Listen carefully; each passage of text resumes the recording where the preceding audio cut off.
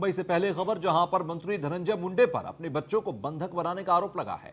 धनंजय मुंडे की दूसरी पत्नी ने बच्चों को बंधक बनाने का आरोप लगाया है। खुद पर लगे आरोपों पर धनंजय मुंडे का बयान, ये मुझे बदनाम करने की साजिश है। उनके बीच के मुद्दे अदालत में मध्यस्थता की प्रक्रिया के तहत चल रही है। मध्यस्थता में दोनों पक्ष की 2 मीटिंग भी हो चुकी है। धनंजय मुंडे की तरफ से ये जानकारी इस पर दी गई। फिलहाल खुद पर लगे आरोपों का खंडन करते हुए मंत्री धनंजय मुंडे ने कहा है कि शिकायतकर्ता महिला से विवाद के चलते मुंबई उच्च न्यायालय ने पहले ही याचिका दायर हो चुकी है। इस मसले को सुलझाने के लिए मीडिएटर के रूप में retired chief justice Tayal Ramani को नियुक्त किया गया है। इनकी मध्यस्थता में दोनों पक्ष की 2 मीटिंग भी हो चुकी हैं। अगली मीटिंग 13 फरवरी को होगी। इस मीटिंग में बच्चों से संबंधित सभी विवादों पर चर्चा और निर्णय हो सकता है।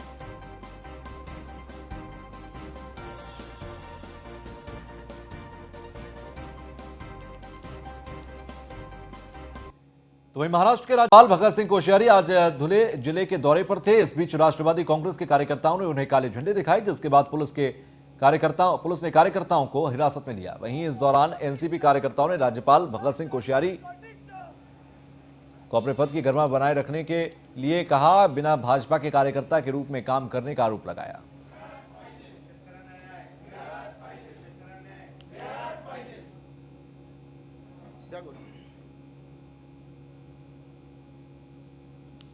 तो घटना के बाद पुलिस ने एनसीपी कार्यकर्ताओं को हिरासत में लिया। धुले महाराष्ट्र की यह तस्वीर, एनसीपी ने राज्यपाल को काले झंडे भी दिखाए। तो राज्यपाल का धुले दौरा था, भगत सिंह कोश्यारी पहुंचे और उसी दौरान एनसीपी के कार्यकर्ताओं ने काले झंडे दिखाए, जिसके बाद उन्हें हिरासत में लिया गया।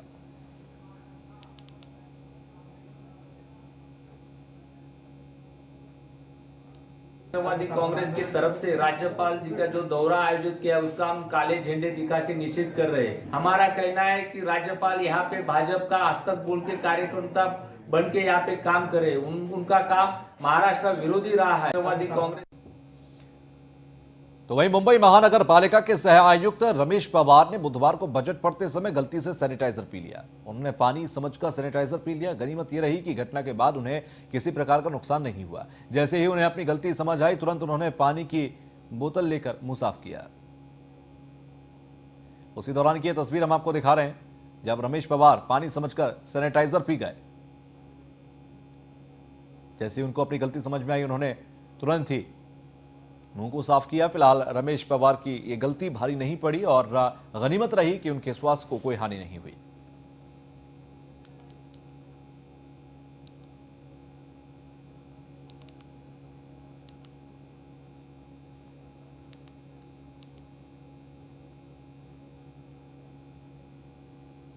तो रमेश पवार ने पानी समझकर पिया सैनिटाइजर। उसी दौरान की यह तस्वीर, महानगर पालिका के सह आयुक्त हैं रमेश पवार। रमेश पवार से एक बड़ी चूक हुई जब पानी समझकर सैनिटाइजर पी गए। क्योंकि हम गठबंधन की सरकार चलाते हैं तो हमारी कोशिश रहेगी कि अमरावती। तो वहीं राष्ट्रवादी कांग्रेस के प्रदेश अध्यक्ष और महाराष्ट्र के कैबिनेट मंत्री जयंत पाटिल ने अमरावती महापालिका चुनाव को लेकर बयान दिया। उन्होंने कहा कि अमरावती महापालिका के आने वाले चुनावों में महाविकास अघाड़ी मिलकर चुनाव लड़ेगी या नहीं, इसका फैसला स्थानीय कार्यकर्ताओं से पूछकर लिया जाएगा। लेकिन महाविकास अघाड़ी से मिलकर चुनाव लड़ने को लेकर हमारी प्राथमिकता है।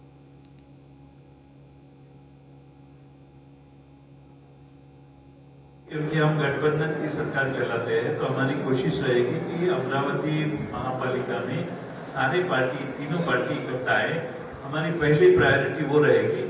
अगर वो नहीं हो पाया तो हमारे कार्यकर्ता, यहाँ के जो लोग हैं, वो जो निर्णय करेंगे वो उस हिसाब से हमें निर्णय। तो वहीं महाराष्ट्र में कोविड-19 के चलते अभी तक स्कूल और कॉलेज शुरू होने में बड़ी दिक्कतें आ रही हैं। आपको बता दें कि महाराष्ट्र सरकार ने 27 जनवरी से राज्य में 5वीं से 8वीं तक की कक्षाएं शुरू करने का फैसला किया था, लेकिन महाराष्ट्र के शिक्षा मंत्री और हिंगोली की पालक मंत्री के जिले में अभी तक स्कूल शुरू नहीं हुए।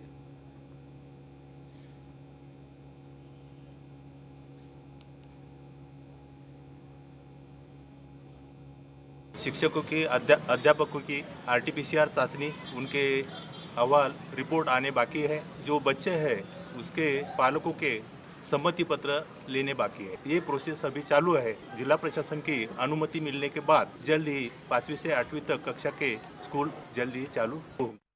तो खबर महाराष्ट्र के औरंगाबाद जिले से, जहां किसानों की दिक्कतें कम होने का नाम नहीं ले रही। दरअसल अवधि समाप्त होने का कारण बताते हुए औरंगाबाद में मक्का खरीदना बंद कर दिया गया, जिससे किसानों को काफी परेशानियों का सामना करना पड़ रहा है। आपको बता दें कि वैजापुर तहसील के 957 मक्का उत्पादक किसानों ने खरीदी बिक्री संघ में बिक्री के लिए ऑनलाइन रजिस्ट्रेशन करवाया था। उसके बाद 5 दिसंबर 2020 से मक्के की खरीदी शुरू भी हो गई थी, लेकिन सरकारी टारगेट पूरा करने के लिए 16 दिसंबर को बंद कर दिया गया, जिसके बाद खरीदी बिक्री संघ से नाराज किसान आंदोलन की तैयारी कर रहे हैं।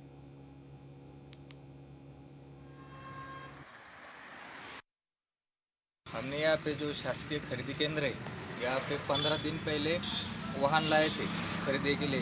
15 दिन पहले हमको यहाँ पे रुकने को बोला। अभी 15 दिन से मैं यहाँ पे 21 तारीख को आया था, तब मेरे को 22 तारीख को एक टोकन दिया गया। मेरी खरीदी 22 तारीख की थी, लेकिन आप ये बोल रहे हैं कि 31 तारीख हो गई है, जिसकी वजह से हम तुम्हारा माल खरीद नहीं कर सकते। अभी बंद कर गया है वो 31 तारीख से उन्होंने वो खरीदी बंद कर।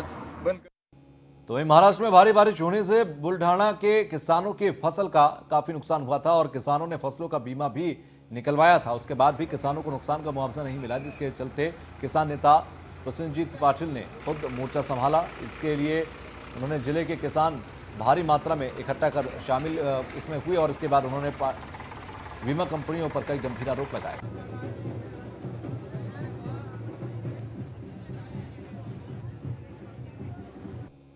जो पंतप्रधान फसल बीमा योजना का जो इस साल किसानों ने बीमा निकाला है, उसमें काफ़ी बड़े पैमाने पे धांधली हो रही है। बीमा कंपनी नहीं चाहती कि किसानों को मुआवजा दिया जाए। जितना प्रीमियम उनको मिला है वो पूरा प्रीमियम बीमा कंपनियां हड़पना चाहती है। जो पंतप्रधान फसल बीमा योजना का जो इस साल किसानों ने बीमा निकाला है, उसमें काफ़ी बड़े पैमाने पे धांधली हो रही है। तो वहीं भंडारा पुलिस को मिली बड़ी सफलता। क्राइम ब्रांच ने चोर गिरोह का पर्दाफाश किया। वारदात को अंजाम देने वाले 5 चोर गिरफ्तार किए गए हैं। आपको बता दें कि पुलिस ने आरोपियों से चोरी का सामान भी बरामद किया। भंडारा पुलिस को एक बड़ी सफलता मिली है। क्राइम ब्रांच ने चोर गिरोह का पर्दाफाश किया। 5 चोर इसमें गिरफ्तार किए गए हैं। वारदात को अंजाम देने वाले 5 चोर फिलहाल पुलिस की गिरफ्त में हैं। इनसे तमाम चोरियों का खुलासा करवाया जाएगा, इनसे पूछताछ की जाएगी और जो तमाम चोरियां इन्होंने की उनके बारे में पूछा जाएगा। फिलहाल कुछ सामान इनके पास से बरामद हुआ, जिसकी तस्दीक की जा रही है।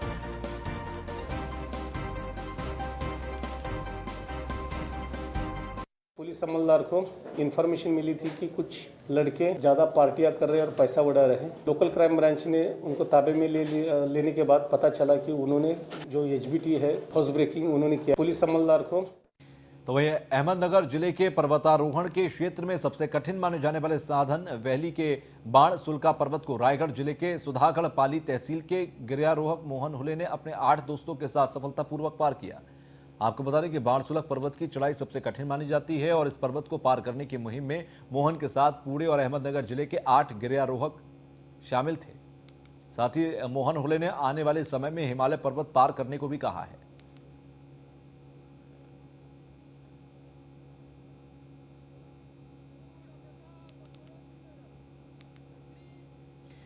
महाराष्ट्र के जलगांव जिले के जामनेर के अंदर उपजिला अस्पताल में 16 साल के बच्चे को कोविड का टीका लगाने का मामला सामने आया। आपको बता दें कि कोविड टीकाकरण का पहला फेज शुरू हो गया है। इस पहले फेज में स्वास्थ्य विभाग से संबंधित कर्मचारियों को ही टीकाकरण करने का फैसला लिया गया। दरअसल जिस बच्चे को टीका लगाया गया उससे स्वास्थ्य विभाग और प्रशासन पर सवाल उठने शुरू हो गए। वो बच्चा ना तो डॉक्टर है ना ही वार्ड बॉय है, फिर क्यों उस बच्चे को टीका लगाया गया?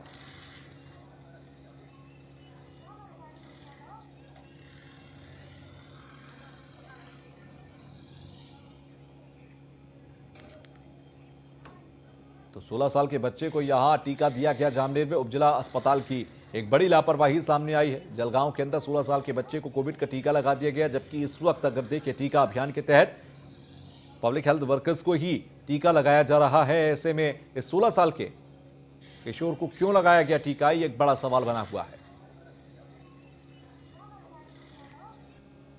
प्राइवेट डॉक्टरों ने जब नोंदनी करते हैं डाटाबेस पे, तो उन्होंने नोंदनी फैमिली के मेंबर की न करते हुए उसका डॉक्टर, वार्ड बॉय, सिस्टर इनकी नोंदनी करना आवश्यक था। लेकिन उन्होंने फैमिली की नोंदनी करके वो नाम यादी में आकर यहाँ पे उनको विरोध करने के बावजूद भी वो लस अपने बच्चे को दिया है। उसका साइड इफेक्ट वो बच्चे को कुछ आया नहीं है। और दूसरी बात ऐसी है कि इस बारे में ऐसा जो प्रकार हुआ है इसकी मैं चौकसी करके उचित कार्रवाई उनके खिलाफ करने वाला।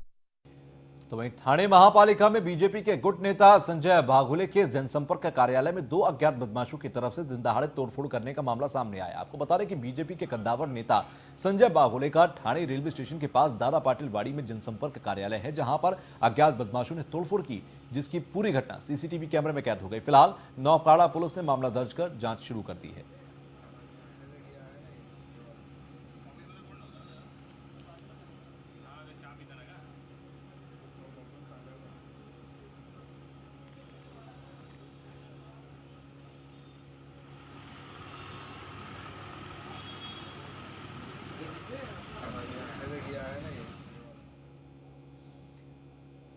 तो वहीं महाराष्ट्र के गोंदिया जिले के ग्राम लोणाना के अंदर एक खलियों के पिता ने 20 महीने की बच्ची को दरवाजे की चौखट पर पटककर जान से मार दिया। इस मामले में तेरोडा पुलिस ने मामला दर्ज कर आरोपी पिता को गिरफ्तार कर लिया है।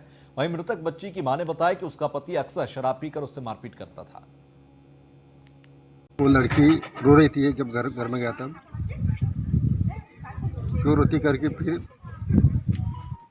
उन्होंने अपनी बीवी के पास से उसको पकड़ा, तब वो घर के अंदर चली गई थी। जब वो अंदर गई तब वो अपने बच्ची को क्यों रोती करके अपने दरवाजे के सामने उसको डाल दिया है, इसलिए उसके सर को।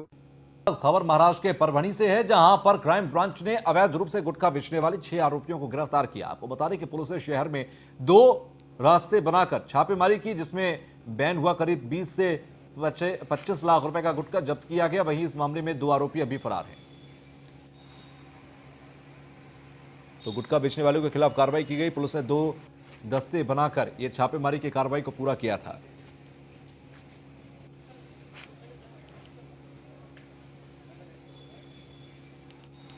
तो गुटखा बेचने वालों के खिलाफ यहां पर बड़ी कार्रवाई परभणी में हुई। पुलिस ने 2 दस्ते बनाकर छापेमारी की कार्रवाई को किया।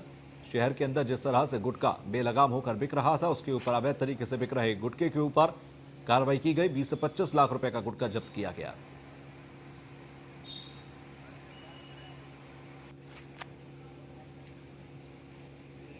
तो 20 से 25 लाख रुपए का गुटखा हुआ जब्त परभणी महाराष्ट्र में। गुटखा बेचने वालों के खिलाफ बड़ी कार्रवाई की गई है।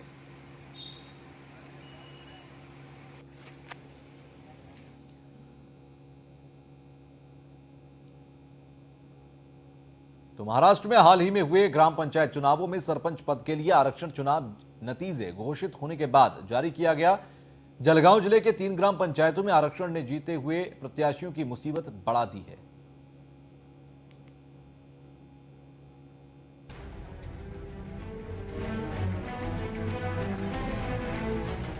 जलगांव जिले के शिरसोली, महसवाद और धनवाड़ में चुनाव नतीजों के बाद चिट्ठियां डालकर सरपंच पद का आरक्षण निकाला गया, जिसमें तीनों ग्राम पंचायतों के सरपंच पद का आरक्षण अनुसूचित जनजाति के महिला के लिए निकाला है।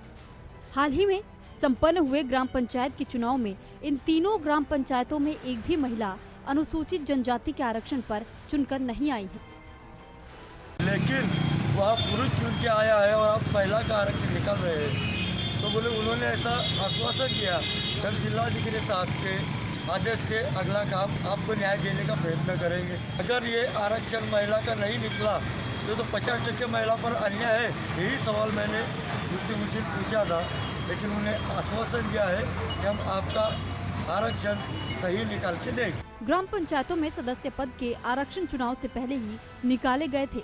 फिलहाल इन तीनों ग्राम पंचायत में अनुसूचित जनजाति के पुरुष सदस्य चुनकर आए हैं। आरक्षण की प्रक्रिया गांव में संबंधित श्रेणी की जनसंख्या पर आधारित है।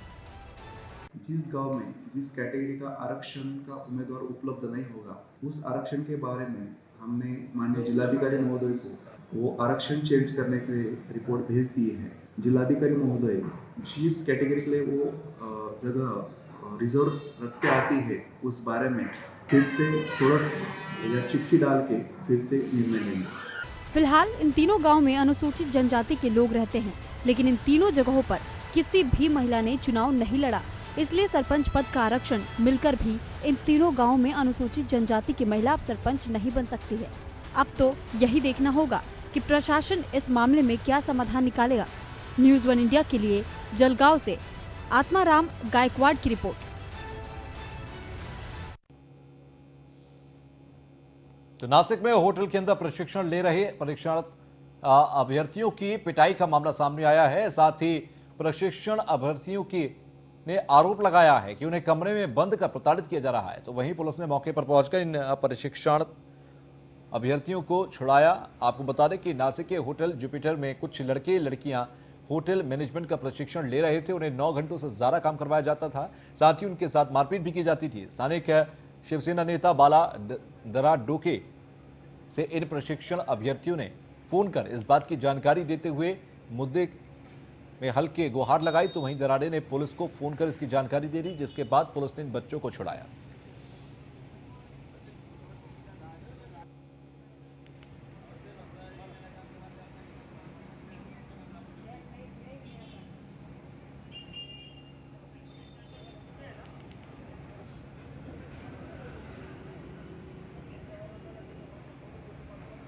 तो नासिक से खबर, जहां पर 9 घंटे से ज्यादा कराया जाता था काम, प्रशिक्षणार्थियों को पिटाई का मामला भी, पीटने का मामला भी सामने आया है। और ऐसे में 9 घंटे से ज्यादा तक काम कराया जाता था, ये भी आरोप लगे। फिलहाल उसके बाद जब हस्तक्षेप यहां पर पुलिस ने किया शिकायत के बाद, तब जाकर इन्हें छुड़ाया जा सका।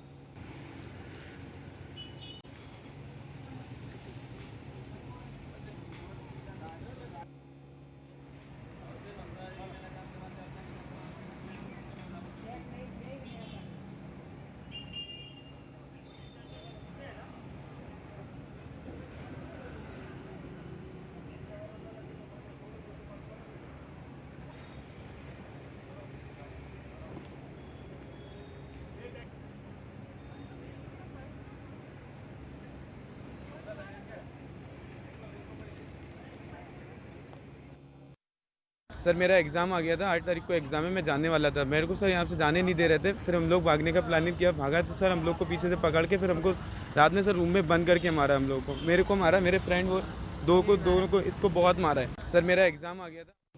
तो वहीं मराठी साहित्य के लिए ज्ञानपीठ पुरस्कार पाने वाले लेखक भालचंद्र नेमाडे ने अपनी किताब में लभान और बंजारा समाज की महिलाओं के प्रति अपमानजनक भाषा का प्रयोग किया, जिसके विरोध में अमरावती के भीम आर्मी ने नेमाडे का प्रतीकात्मक पुतला जलाया। इस मामले में कार्यकर्ताओं ने नेमाडे का ज्ञानपीठ पुरस्कार वापस लेने की मांग की है।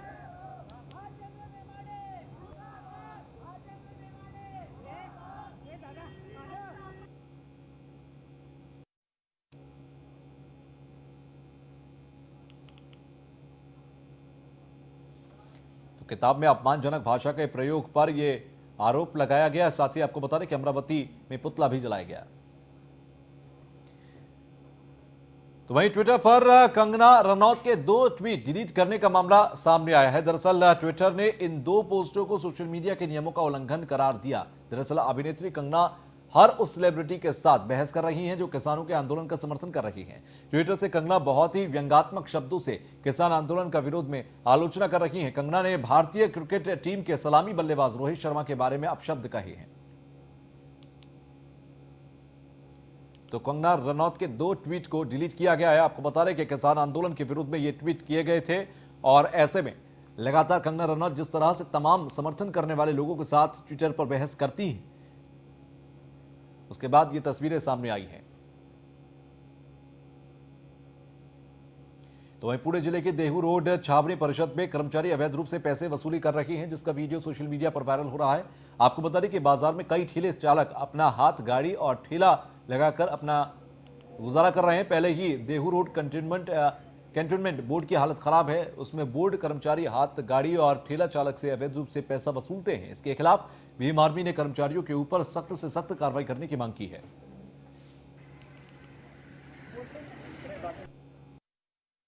बाजार में जो गैर अवैध तरीके से गैर कानूनी वसूली की जा रही है को रोकने के लिए और आदमी पे कड़क से कड़क कार्रवाई करने के लिए हमने निवेदन दिया है सीओ साहब को आज, और उन्होंने आश्वासन दिया है कि उसके ऊपर कार्रवाई चल रही है और वीडियो की छानबीन करके हम उसके ऊपर तो वहीं चंद्रपुर जिले के बल्लारपुर फॉरेस्ट रिजर्व के अंतर्गत उमरी कंपार्टमेंट नंबर 447 मनूरा के पास जंगल में बुधवार को एक बाघ ने 60 साल के दत्तू रामचंद्र मडावी को अपना शिकार बना लिया। दरअसल ग्रामीणों की खोज के बाद जब बुजुर्ग नहीं मिला तो ग्रामीणों ने इसकी जानकारी वन विभाग को दी।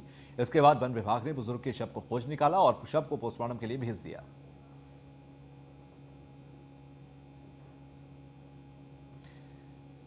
वहीं नांदेड़ जिले के अंदर चोरी के आरोप में 8 से 10 लोगों ने 3 लोगों को बेरहमी से पीटा है। आपको बता दें कि पिटाई का वीडियो सोशल मीडिया पर वायरल हो रहा है। वहीं पीड़ित पक्ष का आरोप है कि फिरौती को लेकर पिटाई की गई। फिलहाल पुलिस ने 7 लोगों के खिलाफ मुकदमा दर्ज कर 5 लोगों को गिरफ्तार किया है। वहीं 2 आरोपी अभी भी पुलिस की गिरफ्त से बाहर हैं।